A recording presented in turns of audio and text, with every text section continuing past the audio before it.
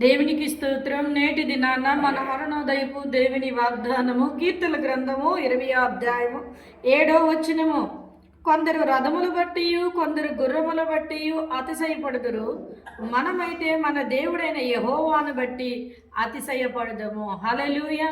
ప్రియమైన దేవుని బిడ్డ, ఈ దినాన దేవుడు నీకు ఇస్తున్న వాగ్దానము, కొందరట గుర్రములు బట్టి రథములు బట్టి, అంటే వారికున్న డబ్బును బట్టి, వారికున్న ధనాన్ని బట్టి, వారికున్న పేరుని బట్టి, ప్రఖ్యాతిని బట్టి, బంధు బలగాన్ని బట్టి వారు అతిశయపడవచ్చు. కానీ నాకెవరు లేరు, నేను దేని బట్టి అతిశయించాలి, నాకు ఏముందని అనుకుంటున్నావా నీవు? అయితే మనమైతే మన దేవుని బట్టి అతిశయపడదుము. హల్లెలూయా.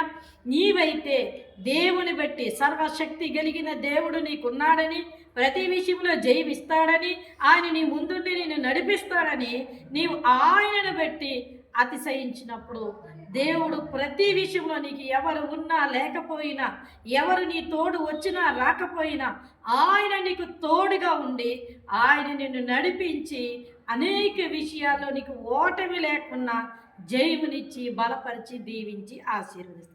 కనుక యేసుక్రీస్తు అనే గొప్ప దేవుని నేను తెలుసుకున్నానని నువ్వు అతిశయపడి ఆయన యందు విశ్వాసం కలిగి, ప్రార్థన కలిగి, ప్రార్థనా జీవితాన్ని కలిగి నువ్వు ముందుకు నడువు. దేవుడు నిన్ను అన్ని విషయాల్లో దీవించి ఆశీర్వదిస్తారు.